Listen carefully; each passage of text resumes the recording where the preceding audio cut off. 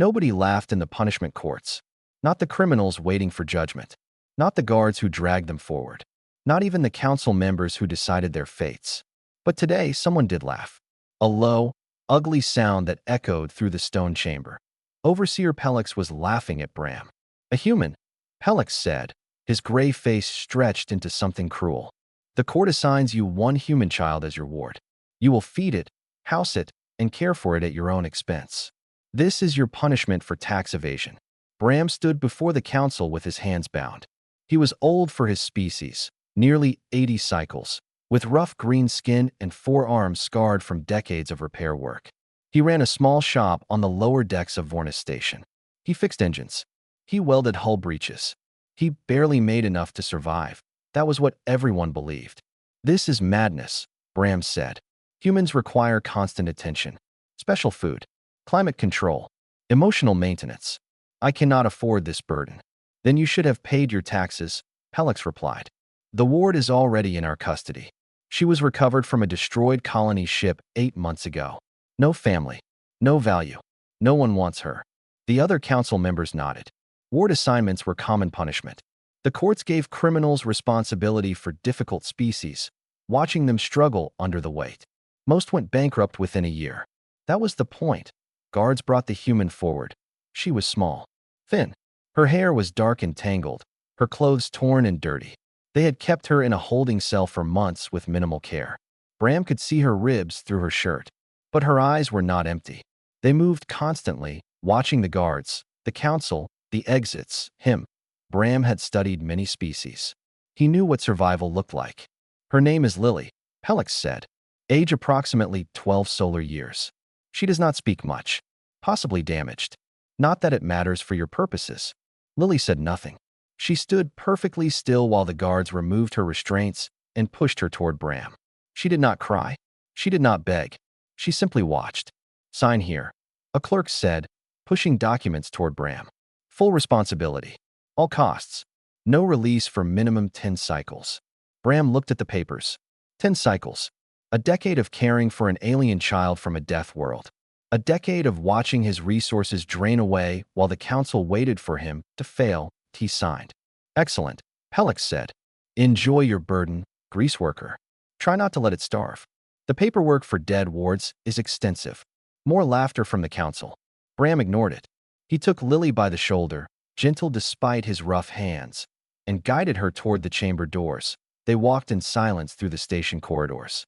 Vornis Station was massive, home to 50,000 beings from 100 worlds. The upper levels gleamed with wealth and power.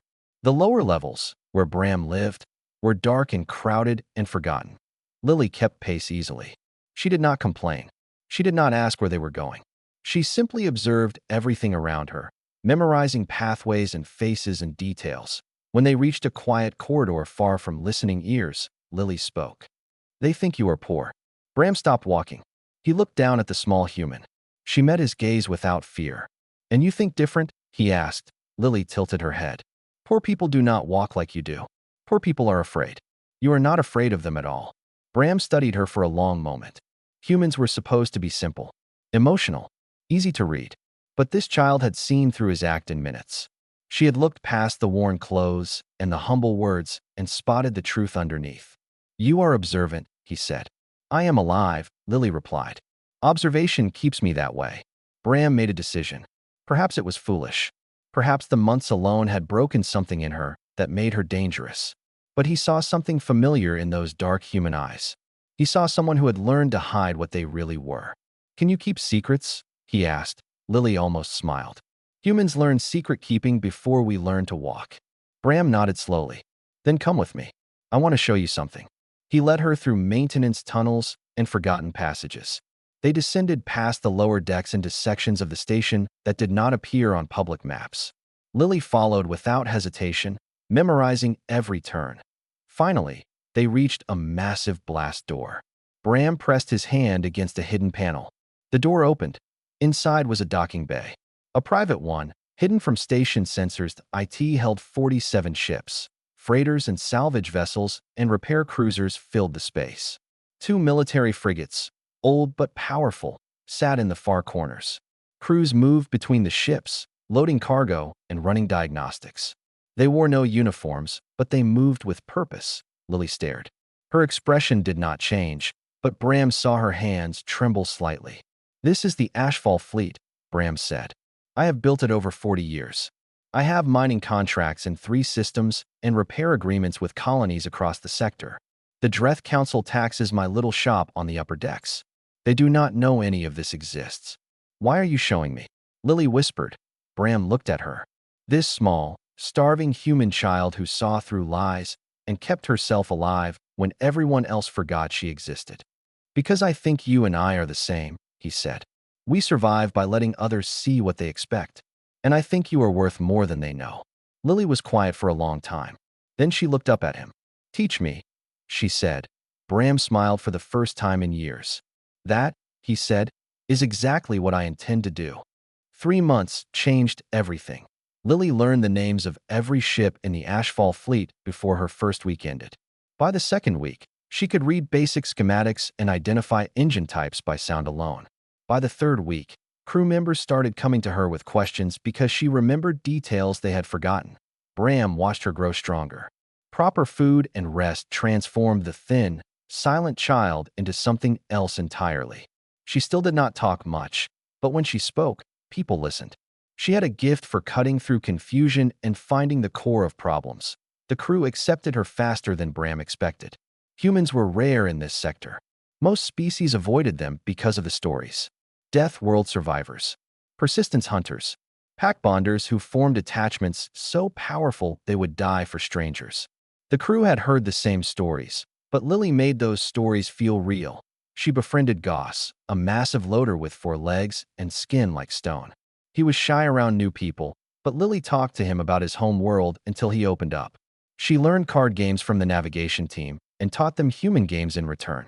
She sat with old pilots and listened to their stories for hours. "She collects people," Goss told Bram one evening. "Like you collect ships." Bram understood. Humans did not build empires through force. They built them through loyalty. Lily was doing what her species did best, creating bonds that would last lifetimes. But not everyone on Vornis Station appreciated the change in Bram's operation. Drent was a Kalari salvage boss.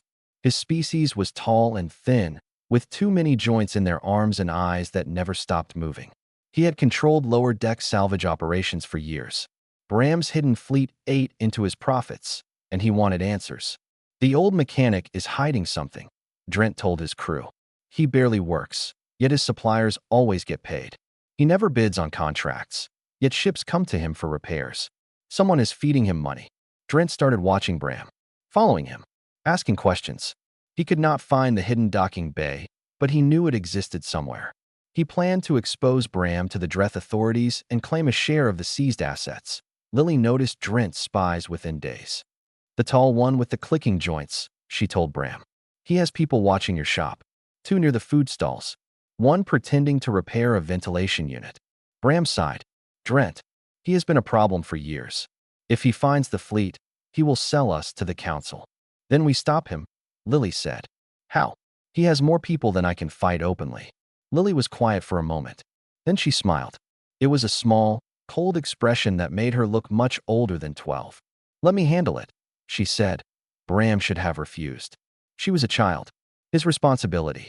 But he saw something in her eyes that reminded him of the pilots who flew impossible missions because someone had to. He nodded. Lily found Drent in a trade bar 3 days later. She approached his table alone, wearing dirty clothes and a frightened expression. She told him she was Bram's ward, assigned as punishment and treated poorly. She said she hated the old mechanic. She wanted revenge. Drent was amused. Humans were known for honesty. They could not deceive properly. Their faces showed every emotion. This small human girl was clearly telling the truth. "What can you offer me?" Drent asked. "Information," Lily said. "I know where he hides his ships." She fed Drent lies over several meetings. She acted scared, desperate, eager to please. She played into every weakness the galaxy saw in humans. She told him the fleet was hidden in an asteroid field on the far side of the system. Drent took the bait. He sent his own ships to the coordinates Lily provided. What he found was a field of salvage beacons broadcasting distress signals. Galactic law required any vessel receiving distress calls to respond and assist. Drent's entire fleet was legally trapped for 72 hours, answering ghost signals that led nowhere. While Drent wasted time with false emergencies, Bram's crew relocated the Ashfall fleet to new coordinates. Every ship, every piece of equipment, everything Drent hoped to find. When Drent finally returned to Vornis Station, he had nothing. He accused Bram publicly, demanding investigations. But there was no evidence. His reputation as a reliable operator collapsed. Partners abandoned him. Contracts went elsewhere. Lily returned to Bram's side the day after Drent's public humiliation. She played the innocent child perfectly. No one suspected the quiet human girl had destroyed a salvage empire through words alone. The crew of the Ashfall fleet understood, though. They gathered in the hidden docking bay that evening.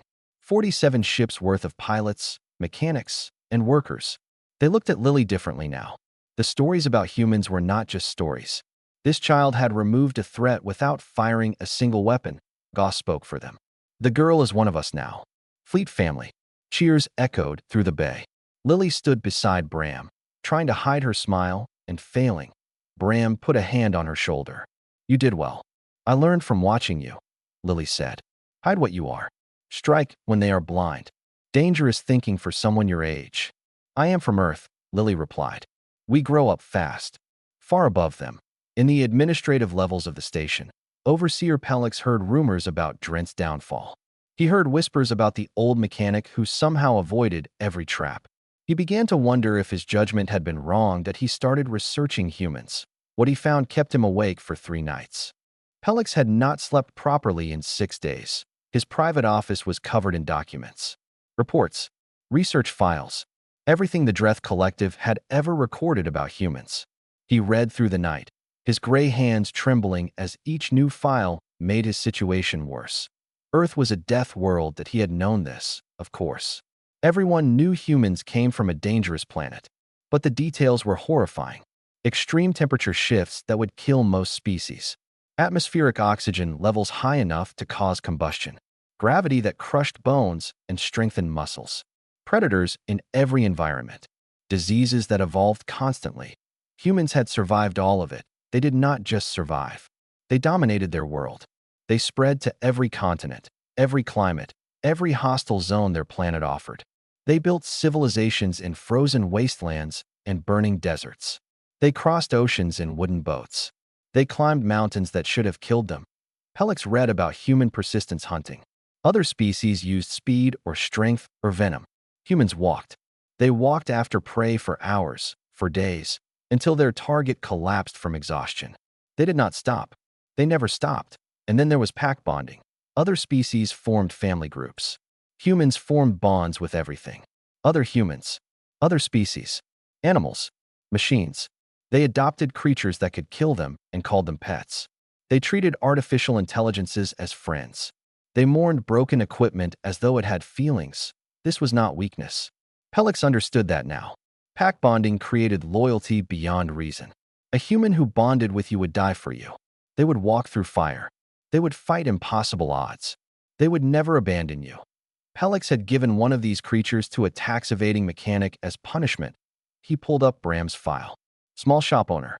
Minimal income. No connections. Nothing special. But Pellix had heard the rumors about Drent's downfall. He had heard whispers that the human girl was involved somehow. A 12-year-old child had destroyed an established salvage boss without leaving evidence. That should have been impossible. Pellix requested a meeting with the full council. They gathered in the main chamber, 12 Dreth officials who controlled Vornis Station. They expected routine business. Pellix showed them his research.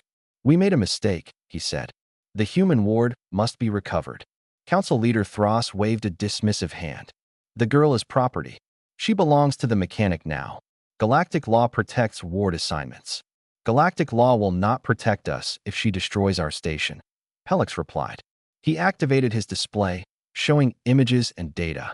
Humans are not burden species. They are apex predators from a world that kills everything else. They adapt faster than any recorded species. They bond with others so strongly, they become permanent allies. We gave one to someone we were trying to punish. She is a child, another council member said. Human children are not like our children. Pelix insisted. Their young survive situations that would kill adult members of our species. They learn through hardship. They grow stronger from pain. This child spent 8 months in our holding cells. She should have been broken. Instead, she came out smarter and more dangerous. The council murmured among themselves. Pelix pressed harder. What if the mechanic is not what he seems? What if he has hidden resources? What if this human girl is now loyal to him completely? We may have given an enemy the most dangerous tool in the galaxy. Council leader Thros considered this. What do you suggest? Reverse the custody order. Remove the human and place her in proper containment. Study her. Control her. On what grounds? Pelix hesitated. He had no legal basis. Ward assignments were permanent by law. The mechanic had done nothing wrong officially. The only option was to find something, anything, to justify intervention. I will investigate his finances, Pelix said. Thoroughly. If he has hidden wealth or illegal operations, we can seize his assets and reclaim the ward as evidence. Thros nodded slowly. Do it quietly. We cannot appear to be persecuting a lower deck mechanic without cause. Find proof first. Pelix left the chamber and went straight to the financial records division. He pulled every transaction connected to Bram's name. Supplies, parts, food purchases, everything. The records showed nothing unusual. A struggling mechanic barely making his payments. No hidden accounts. No suspicious transfers. The perfect image of poverty. But Pelix knew something was wrong. Drent had suspected the same thing before his downfall. Somewhere behind that small repair shop was something larger. Something hidden. Pelix sent investigators to watch Bram's shop. He ordered surveillance on every ship that docked near the lower levels. He waited for the mechanic to make a mistake. 2 weeks passed. Nothing happened. Lily knew they were being watched. She told Bram on the first day, pointing out the new faces near the shop and the monitoring devices hidden in maintenance panels. The overseer, Bram said. He suspects something. He will not find anything, Lily replied. You have been hiding for 40 years. He has been looking for 2 weeks. That is true, but he will not stop. Dreth are patient when they want something. Lily nodded. Then we need to make him stop wanting. How? The human girl smiled. By making him very afraid of what he might find. The summons arrived at dawn. Bram read it twice, then handed the document to Lily. Official council seal. Mandatory appearance. No explanation given. They both knew what it meant. He is desperate, Lily said. Desperate people make mistakes. Bram prepared carefully. He wore his oldest clothes, the ones covered in grease stains and repair burns. He practiced the humble expression he used when dealing with authorities. He became the poor mechanic again, shuffling and nervous and harmless. Lily stayed behind. If things went wrong, she would contact the fleet. They had emergency protocols now. Plans within plans. The council chamber felt colder than usual. Only Pelix waited inside, seated at the center of the long table. His gray face showed the marks of sleepless nights. His eyes tracked Bram with something close to fear. Thank you for coming, Pelix said. His voice was strained. Bram bowed slightly. When the council calls, I obey. Let us not pretend. Pelix leaned forward. I know you are hiding something. Your finances make no sense. Your survival makes no sense.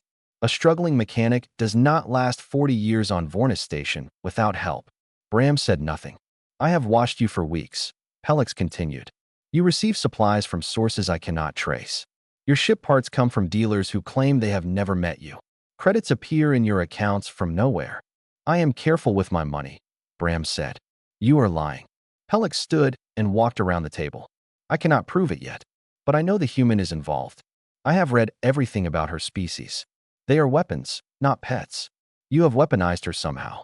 Bram remained calm. She is a child. My ward. I feed her and teach her. That is all. Pelix laughed. It was an ugly sound. Her species learned to kill by walking. They domesticated wolves and called them family. They conquered their death world through stubbornness alone. That child is more dangerous than anything on this station. Bram met Pelix's eyes. Perhaps, but she is mine now. Your court gave her to me. Pelix reached into his robe and pulled out a document. I am prepared to offer you a deal. Your tax debt erased completely. Full pardon for any past violations. A new shop in the mid-levels with better traffic. All of this in exchange for the human. Bram looked at the document. It was genuine. The council seal. The authorizing signatures. Everything he would need to live comfortably for the rest of his life that he thought about Lily. The scared, silent child they had dragged before him in chains. The survivor who saw through his disguise in minutes. The girl who destroyed Drent without raising a hand. The daughter he never knew he wanted. No, Bram said. Pelix blinked. Excuse me. I refuse your offer. You would turn down freedom for a burdened species. Bram straightened. For a moment, he stopped being the humble mechanic. His voice carried weight. His posture showed confidence. Pelix stepped back without thinking. She is not a burden, Bram said. She is my family. Your council gave her to me as punishment, and I accepted her as a gift. No amount of credits will change that. Pelix's face twisted with frustration. Then I will investigate you until I find something. I will audit every transaction. Search every corner of your shop. Examine every ship you have ever touched. You will find nothing, Bram said. Because there is nothing to find. He turned and walked toward the door. This is not over, Pelix called after him. I will break you, mechanic. I will take everything you have and leave you with nothing. Bram paused at the doorway. He looked back at the overseer, and for one moment, he allowed the mask to slip completely. Many have tried, Bram said quietly. They are all gone now. I am still here. He left the chamber. Pelix stood alone in the empty room, breathing hard. The mechanic's final words echoed in his mind. The confidence. The certainty. This was not a struggling shop owner. This was something else entirely. That he returned to his office and activated a secure communication channel. The screen flickered, then showed the face of Commander Velk, captain of the Dreth battlecruiser Sovereign Light. Overseer, Velk said, this is an unusual request. I need military assistance, Pelix said.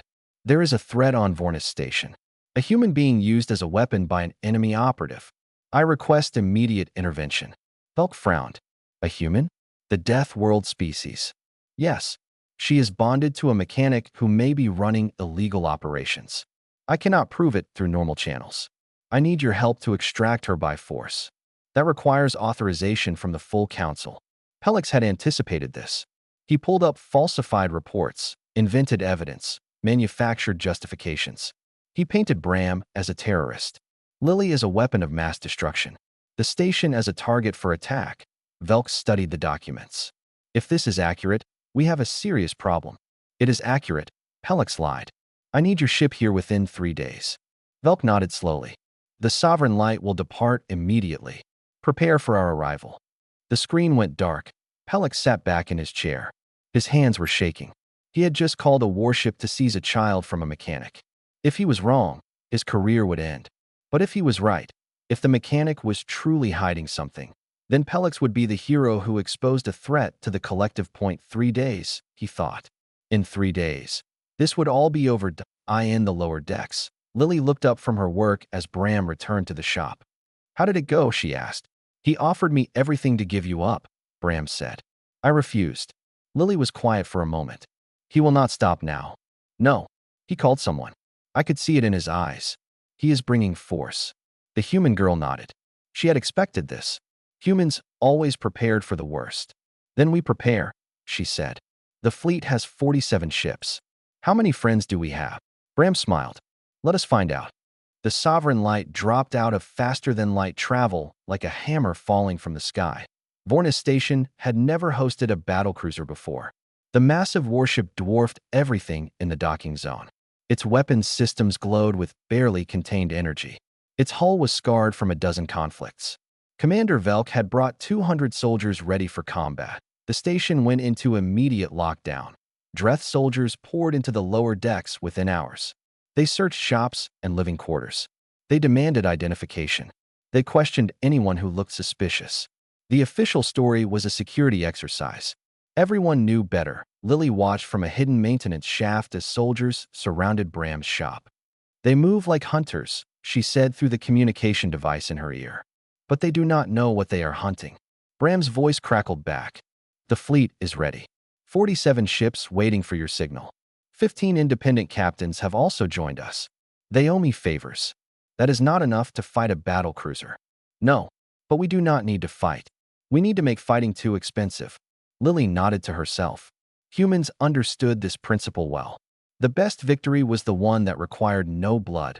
She had spent the last 3 days preparing. Bram's communication experts had given her access to the station's broadcast system. She had written her message.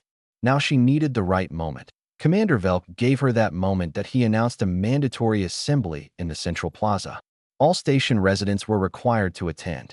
Anyone who failed to appear would be detained.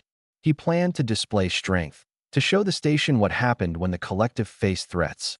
Lily walked into the plaza just as Velk began speaking. "Citizens of Vornis Station," the commander said, his amplified voice echoing off metal walls. "We have received intelligence about dangerous elements hiding among you. Enemies who threaten our security. We are here to protect you." Lily pressed a hidden switch. Every screen in the plaza flickered. Every speaker crackled. Her face appeared on displays across the entire station. "My name is Lily," she said. Her voice was calm, clear, young. "I am 12 years old. I am human, and I want to tell you my story." She spoke about the colony ship that brought her family to the stars, the accident that destroyed it, the months she spent in Dreth holding cells, forgotten and ignored, the court that assigned her as punishment to a stranger. "They called me a burden," Lily continued.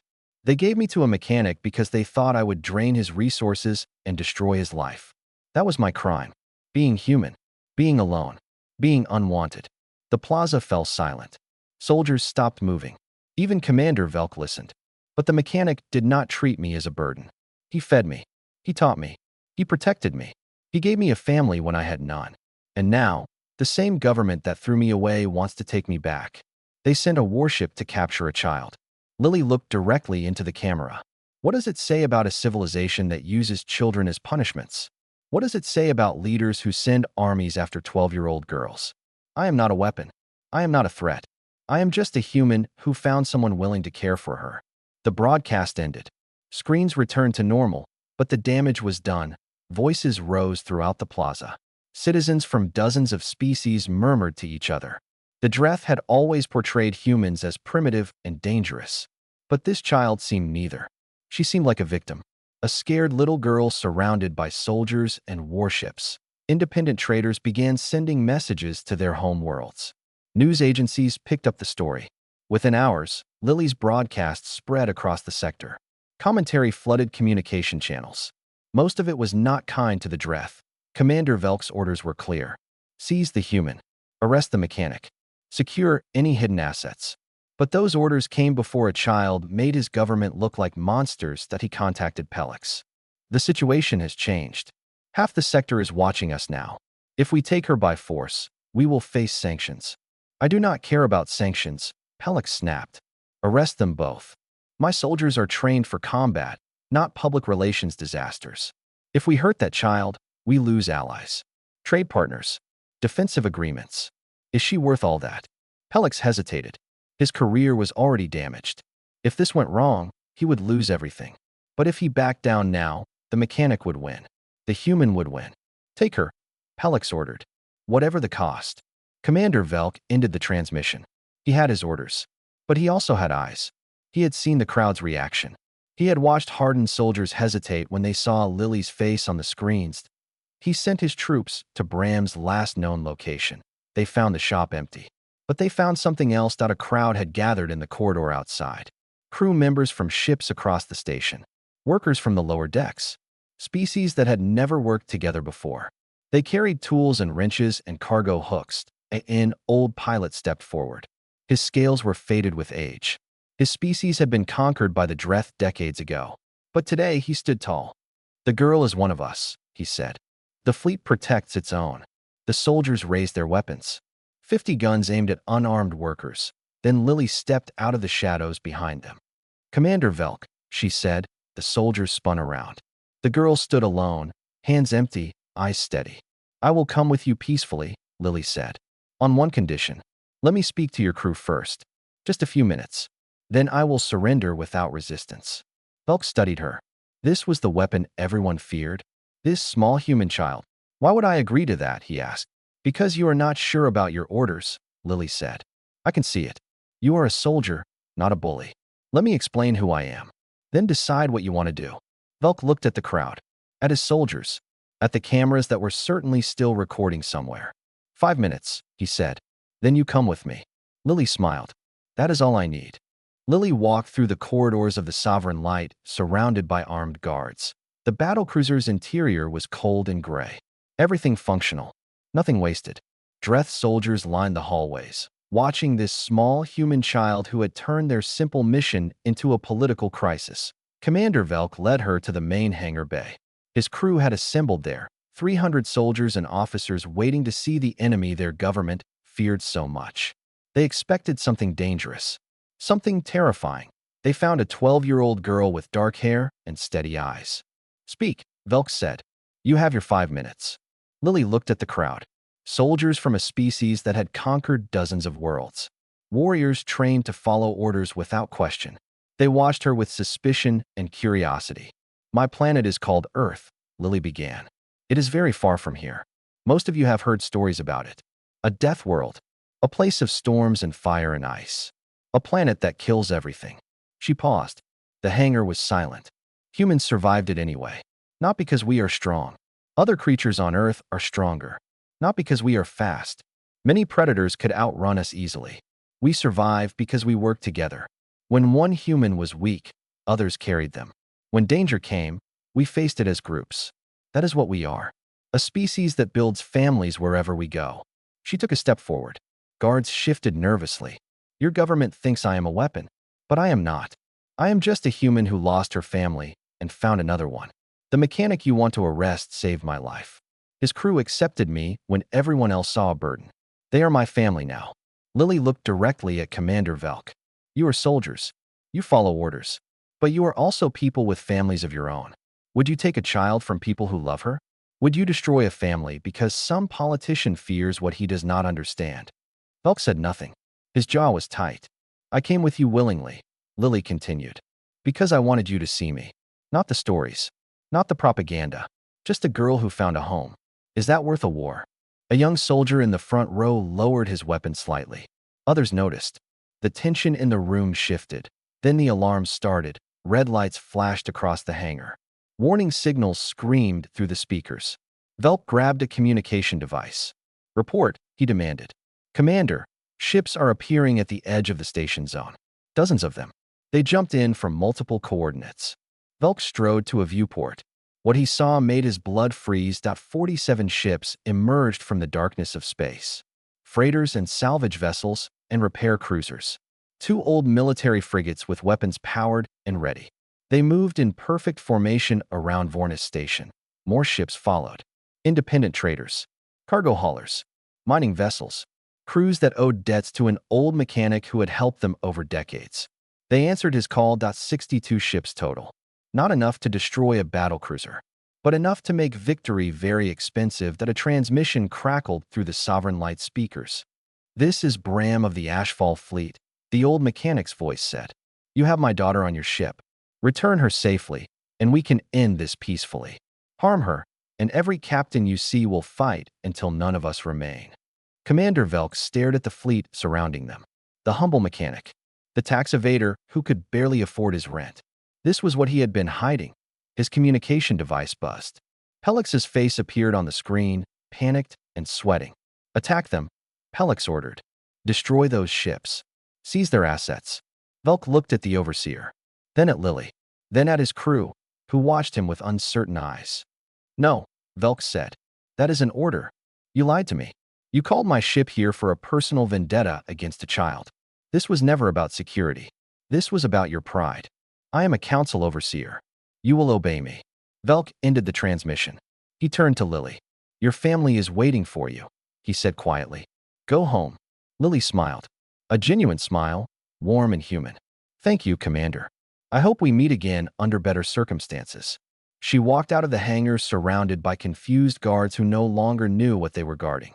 A shuttle carried her back to Vornis Station, to the hidden docking bay, to the people who had become her family. Bram was waiting when she arrived. She ran to him. He caught her in all 4 arms and held her tight. Around them, the crew of the Ashfall fleet cheered. Species from across the galaxy celebrating together. "You did it," Bram said. "You actually did it." "We did it," Lily corrected him. Fleet family. Outside the station, the Sovereign Light powered up its engines and withdrew. Commander Velk filed a report contradicting everything Pelix had claimed. The overseer was arrested by his own council for creating a diplomatic incident that damaged Dreth's reputation across the sector. News of the standoff spread everywhere. The story of a human girl who turned punishment into triumph. A child who stood before soldiers and asked them to see her humanity. A species that built families from strangers and protected them with everything they had. Humans were no longer seen as burdens in that part of the galaxy. They were seen as the species that created loyalty from nothing, that turned enemies into friends, that never gave up on the people they loved. The Ashfall fleet grew in the years that followed. Lily learned everything Bram could teach her. She became a pilot, a negotiator, a leader. When Bram eventually passed, she took command of the fleet that had raised her.